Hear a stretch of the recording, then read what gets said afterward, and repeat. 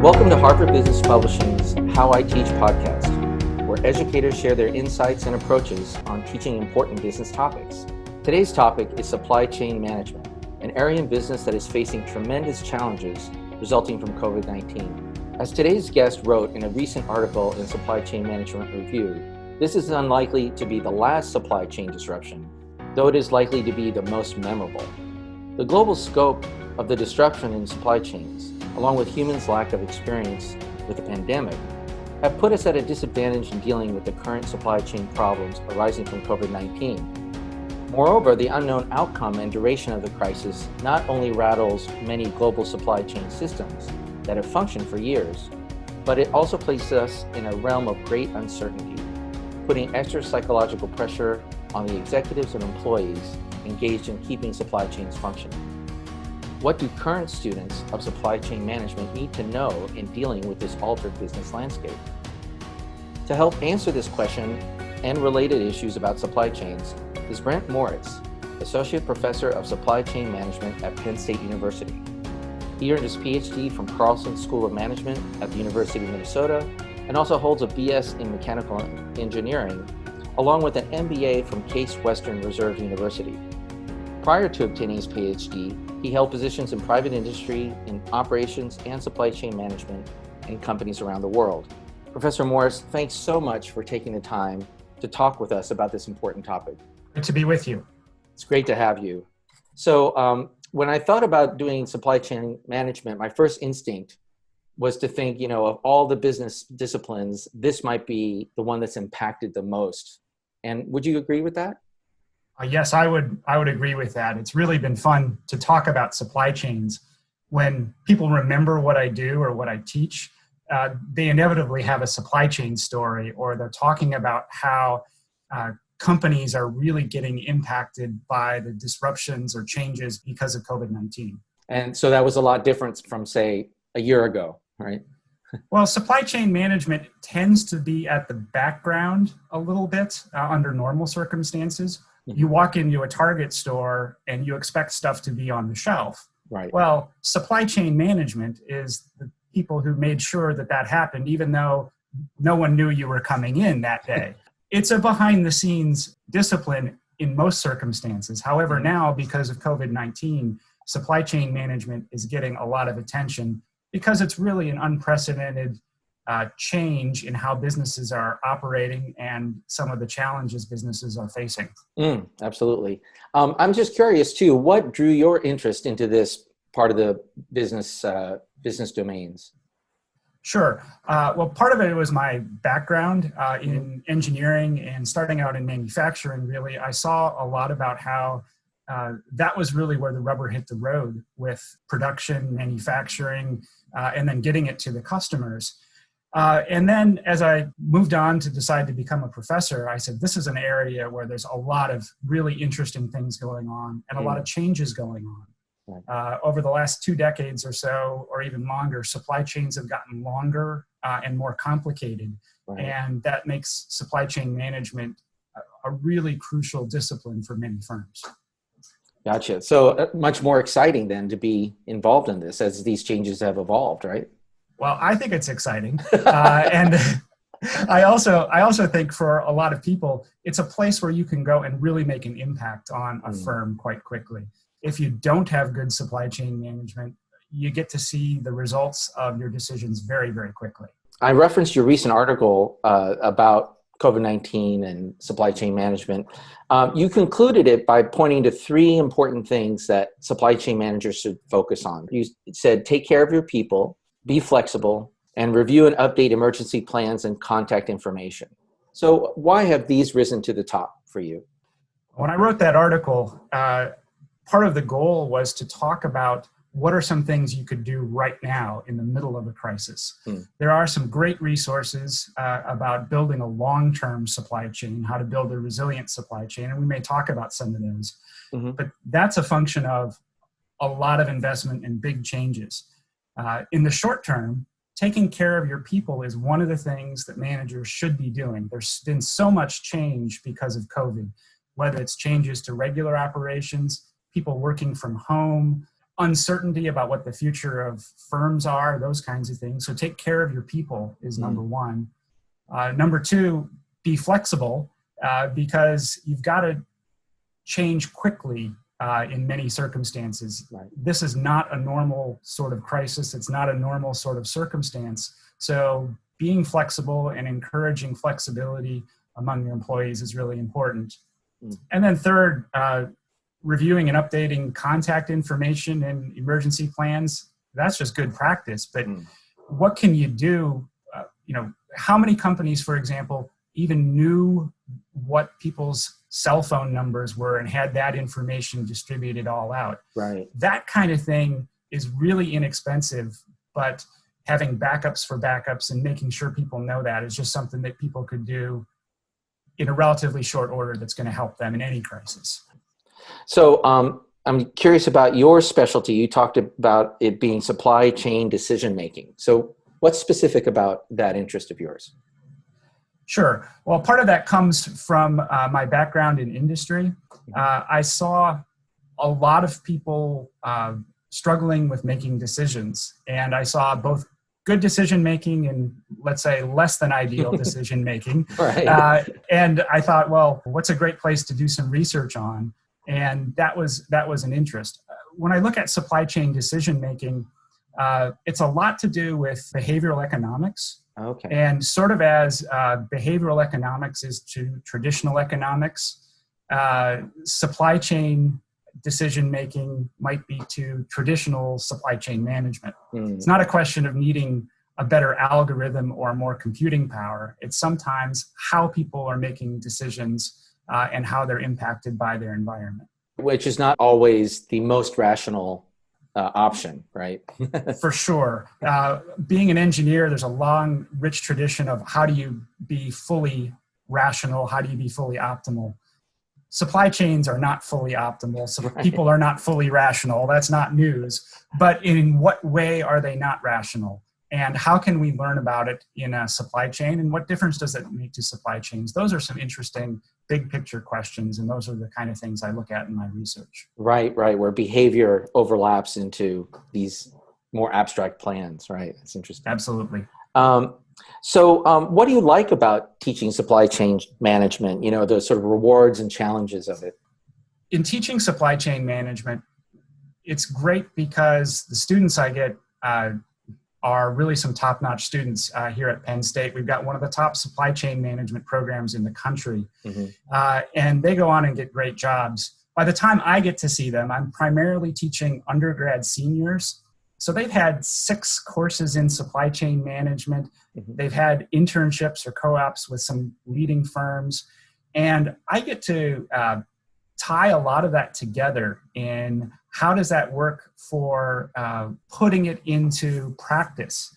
How do we tie all of these courses together and put it in the capstone sort of format? And how do I get the students ready to start their careers? And that's really exciting to watch students go from being, let's just say, an undergrad consumer of knowledge to being out in industry and being a producer of knowledge. And I like to view my course as kind of the hinge, if you will, to where we really try and emphasize how do they become a producer of knowledge and are adding value to their jobs and their employers. That's great. Well, let's get into talking about your course then. What's your thoughts about constructing a syllabus for this audience and their needs? How do you think about sequencing things? So in terms of sequencing and overall design, the goal is to get them as ready as we can here from Penn State to launch their careers. So to deal with ambiguity, to be able to thrive when circumstances are not exactly clear. And some of the best ways to do that is put students in those environments. That's why we use a lot of cases. We use a lot of articles about what real companies are doing and get them to realize that the world is not black and white. And for them to be able to come into a new circumstance and to assess what's going on and then make some recommendations, that's a skill that's going to travel with them throughout their careers. So we'll do some of that as we design the syllabus, from keeping it small, things that happen within a firm or really at a product level, to how firms work together with other firms, and then also dealing with some like macro issues like dealing with omni-channel retailing. It's like, well, that's a huge issue for a lot of firms, and we use a case that talks about some of that. So we go from really small things to really large scale kinds of things, and it's fun to cover the gambit on that. So some of the best stuff that's interesting is how the students get to see how these things fit together. How, for example, supply chain strategy fits with firm strategy. And sometimes even firms have challenges with this. And so we'll spend some time saying, well, let's talk about corporate strategy and how do firms go to market. Then how do you design a supply chain strategy that goes with that? And for a lot of students, they go, oh, that's why we do it this way, or that's why my firm was so focused on this. And that's an eye-opening experience for a lot of students. It's also great because the students realize that not every supply chain strategy is the same, and they've got to understand when to apply some of the supply chain strategies that make the most sense. Right. You don't want them walking lockstep thinking that one formula fits most situations. Well, one of the interesting ones is talking about cost. Now, cost is a huge issue for every supply chain. Right. But if you have a product that is innovative, you're not going for the lowest cost producers. You are not trying to minimize the amount of inventory. You are trying to make sure you go to market on time. You are trying to make sure you have more than enough inventory, and your challenges are not necessarily minimizing cost all the time. And that's a revelation for a lot of students, to talk about how do you create value for the firm by your supply chain strategy. You talk a lot about the importance of resilience in firms. How do you integrate that in your teaching? From a teaching perspective, try and give opportunities for students to fail, if you will, and challenge them and push them on those kinds of things so that they walk into a circumstance that there might not be a clear answer. That's why some of the cases and articles are really interesting. We try and put students in a circumstance where there isn't an obvious right answer. And then, maybe they'll get halfway there or 60% there. And then we'll have a great discussion as to different places where some of their peers and teams have succeeded or done things differently. We also use end of semester simulation where we put them in as managing a small business, a virtual business, using a simulation called the Fresh Connection. They're managing a business. They've got a P&L statement, and they've got to decide on a bunch of policies, and they get a chance to do that. They're in a team of 4, and there's disagreement.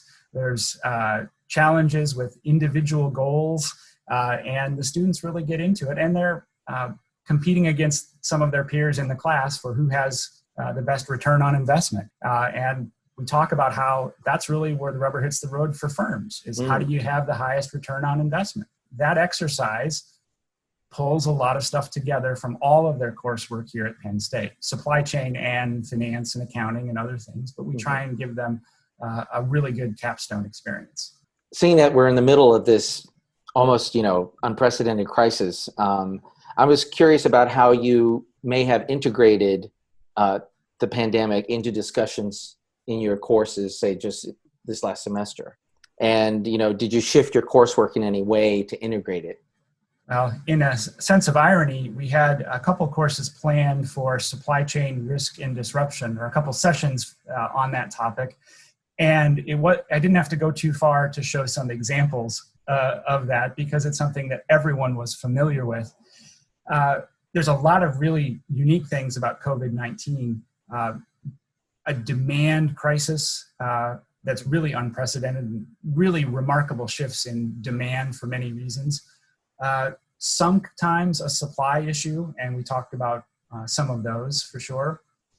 We also talked about some of the other famous supply disruptions that were already there, so things we could learn about what made for a resilient company and what makes for a resilient response. We're kind of in the middle of the crisis right now. Right. So some of those frameworks and some of those tools are things that are not immediately evident right now, but we're working on them. In a previous correspondence with me, you pointed to, for instance, examples with toilet paper, PPE, and as well bicycles as very instructive. Could you just flesh out one of those examples? I found those really interesting. Sure. Well, the toilet paper one is kind of a fun one because if you think about it, the underlying consumption of toilet paper has not changed. Right. But how people consume toilet paper has changed. If you think about how many businesses were closed or how many hotels or restaurants were closed, think of all the toilet paper that was consumed in those places. Oh, right. And suddenly now people are consuming their toilet paper at home. Now, it would be easy to say, well, just shift and supply stuff. But usually when you're having toilet paper at an institutional setting, it's not the same brands. It's not even the same diameter of rolls that you'd use at home. So it's a shift in demand, and that made it difficult for the retailers to keep up and difficult for the supply chains that were optimized for the retailers to manage through that process over time. The toilet paper shelves were empty. Added to that, there is this issue of people were trying to do something. They're worried about in quarantine, I have to be home, I have to do something. I need to buy more toilet paper. There's this Right. natural hoarding that went on. So you have a shift in how consumption happens, plus an increase in demand because people are hoarding. That led to some supply shortages. Bicycles might be another interesting one. I was in my Walmart here a week ago, Right. and the bicycle section was completely empty, which was pretty remarkable. But if you know something about supply chains, that is a little bit understandable. China was under lockdown in January and February. Mm-hmm. That's when a lot of the bicycles normally would have been made in China, but they weren't. And then if you think about it, there's January, February, maybe early March that would normally be made. Those bicycles were not made in China. So they didn't get shipped to the distribution centers in March and April. And so there's a supply shortage. What is happening in the US right now? There's a lot of people at home. There's a lot of kids at home. There's a lot of parents at home. What do they want to do? Get outside and do something that they can do socially distant.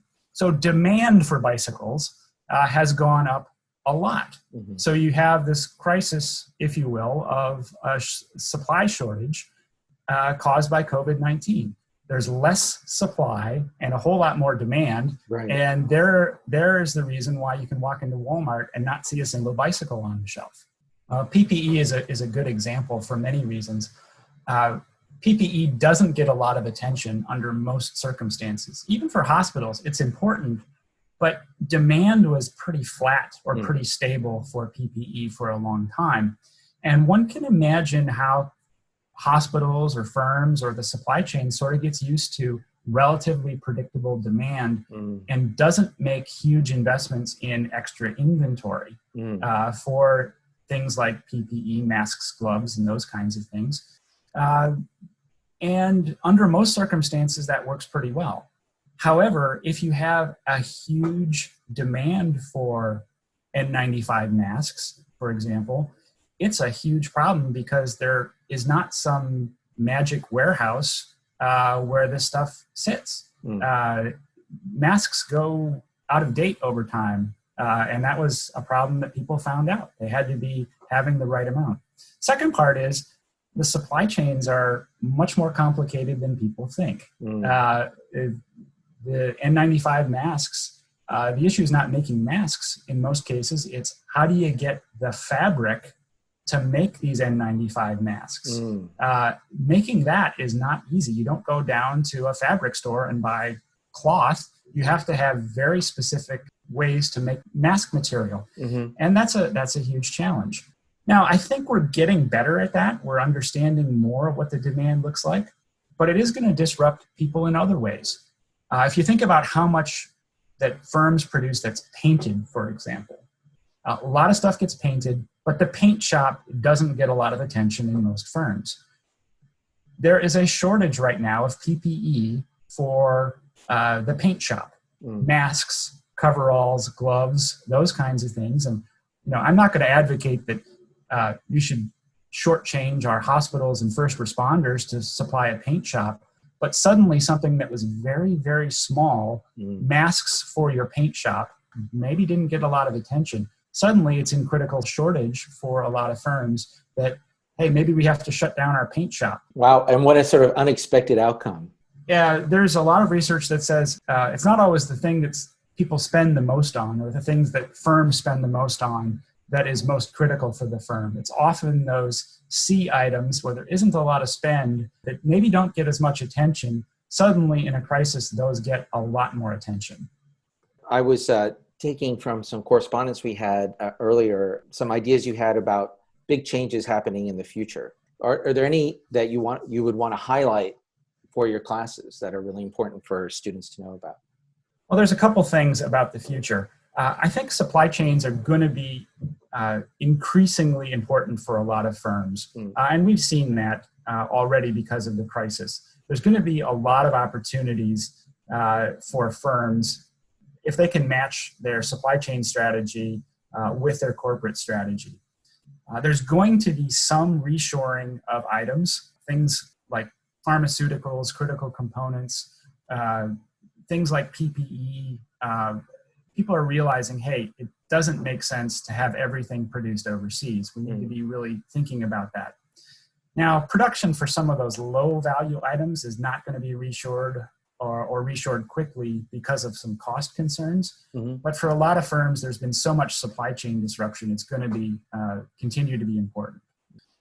Number two, probably the shift to online and omni-channel retailing. That was already happening, and we see this, but we see COVID-19 dramatically changing that landscape. Certainly, Amazon's business gets the headline, if you will, for it, but the amount of growth at Target, Walmart, and many, many others is really changing and changing quickly. Curbside pickup, ship from store, getting your groceries delivered, that's changing for a lot of firms, and that's going to be something where firms are going to be making investments. So that's great from a supply chain perspective. You also see changing because of work from home. You see a lot of the traditional retailers going bankrupt, and there's been just some of the big names, whether it's Neiman Marcus, JCPenney's, Brooks Brothers, changing because people are changing the way they work. Commercial real estate's going to be different. A few others might include this notion of demand destruction. And I don't think that's getting enough attention right now. We have lots of people unemployed and spending less. And that's going to be working through the economy for some time. People talk about, is it going to be a U-shaped recovery, a V-shaped recovery? But there's a lot of really big changes that are happening because people are unemployed or spending less. And that's going to change our supply chains quite a bit. Beyond this, even if you have a job, spending is being a bit muted. No one wants to be seen necessarily with a brand new car when so many of their neighbors are struggling or might be losing their job. And that's going to change people's mindset quite a bit. So there's going to be some changes with that. Finally, I'd probably talk about information and the shift to digital. Information sharing is changing, and supply chains had been going digital, but maybe moving slowly. It used to be that invoices and shipping documents, for example, still were done on paper. People had to sign for things, particularly for big corporate shipments. Now that's going all contactless. And it used to be that there was still a lot of paper in supply chains. I think that's shifting quite a bit, but you're going to need people to help manage that and make sure that there's still good control and those kinds of things. That's just a few of the things that might see some changes. So I'm just wondering, through this mega crisis we're going through, is there anything about the discipline of supply chain management in general that you've learned or has been revealed to you? It's almost like everything is seen in a different light. Well, I think what a lot of firms are realizing is that supply chains are critically important to their business. John Sterman of MIT had a famous paper that said nobody ever gets credit for fixing problems that never happened. And there's lots of crises here that are happening because of COVID-19, a lot of changing that's happening. And having that strong, resilient supply chain is really important. And firms are going to be making investments in that. It's going to become more and more visible.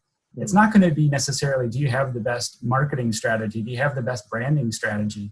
It's going to be, do you have a supply chain strategy that can support these changes? And can we move quickly enough to have a supply chain that's going to support what we're trying to do?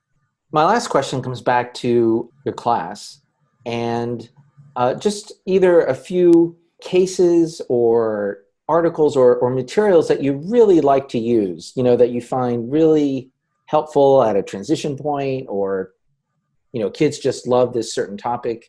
It'd be great to get some insights on that.